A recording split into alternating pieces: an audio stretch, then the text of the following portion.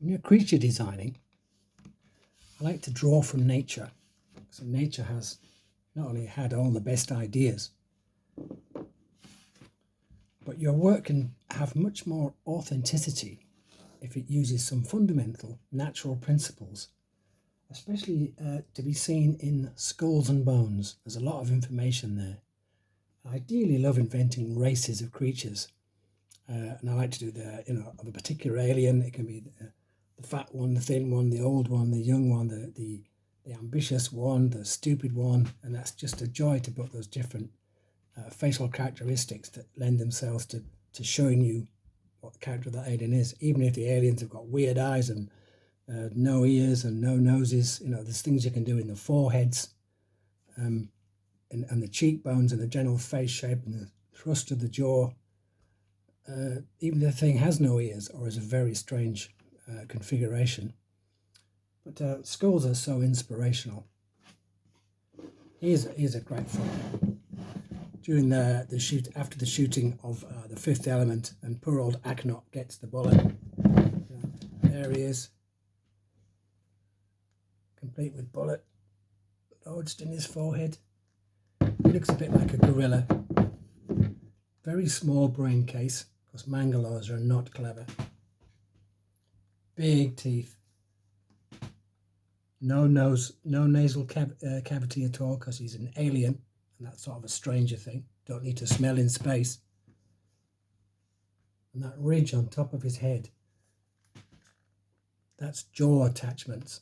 These are big muscles here. Mangalores eat some tough stuff, clearly. You can see that. If you go back to something similar to that, the inspiration for it, which is gorillas.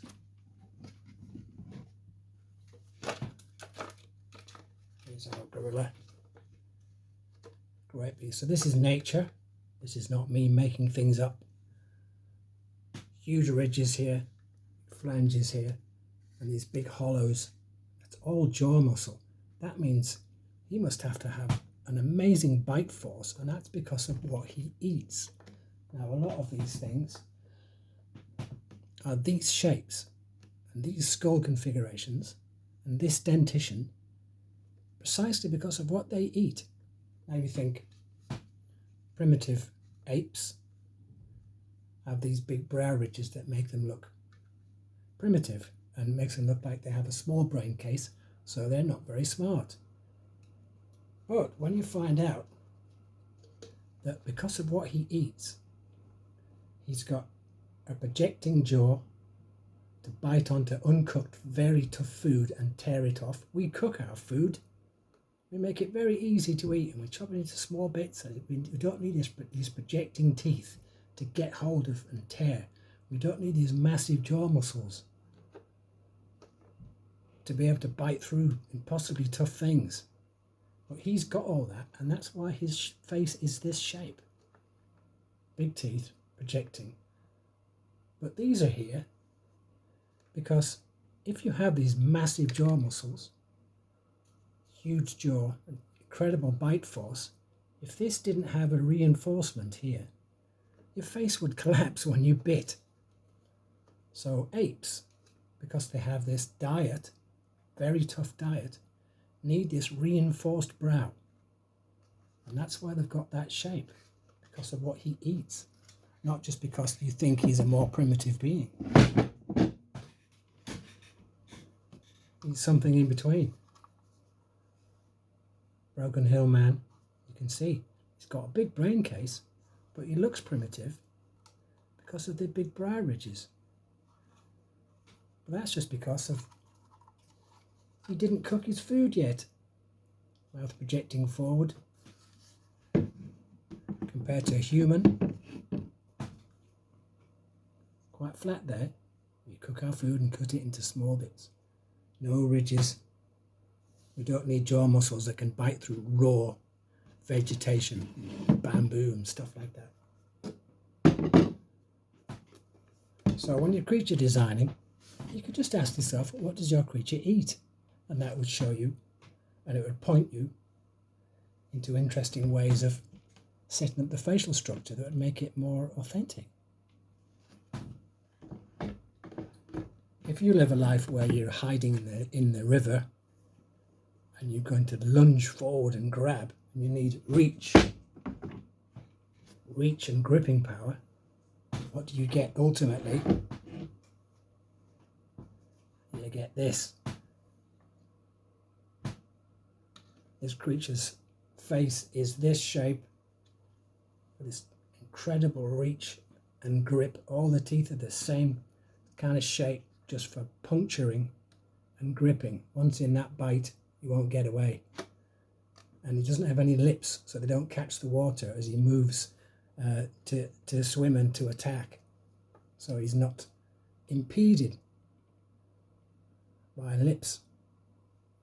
Lipless, terrifying. Eyes on top of his head, so he can just have the eyes showing. That's why his face is this shape. It's a lot to do with his lifestyle and what he's eating. Fantastic, isn't it? Specialists. But you get some vegetarians that don't need teeth like that.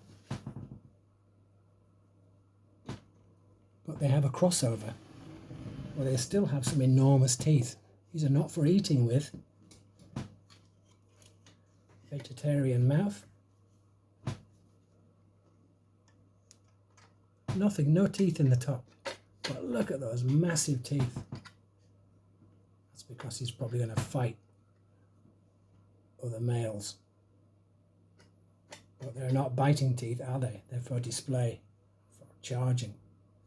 So that's a great crossover between vegetarianism and spectacular tusks. Very interesting. Is that your guy? Is he a vegetarian, but will fight his corner? It's great, isn't it? Mix these features together. Spectacular version of that. Wow. Just this strange pad on top. Not scary. No pointed teeth. The back teeth are for grinding. So he's veggie, very veggie, but has these spectacular horns because his lifestyle is fighting his corner, becoming the supremo of the group.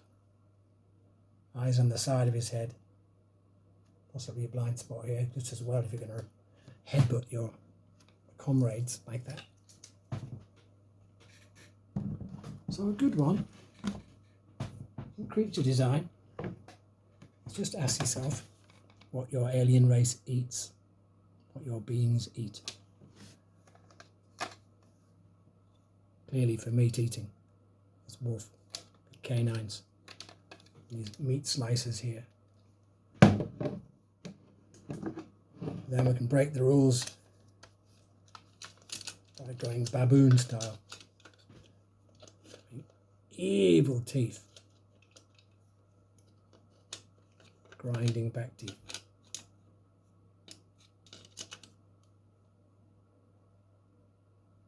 Quite an evil look to him, doesn't he? Built-in frown. Mixed diet. Veggie and meat. Again, the thrusting forward jaw,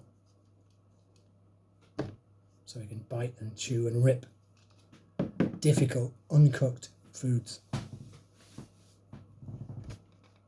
Fascinating creature design, drawn from practical, natural issues. I'll see you next time.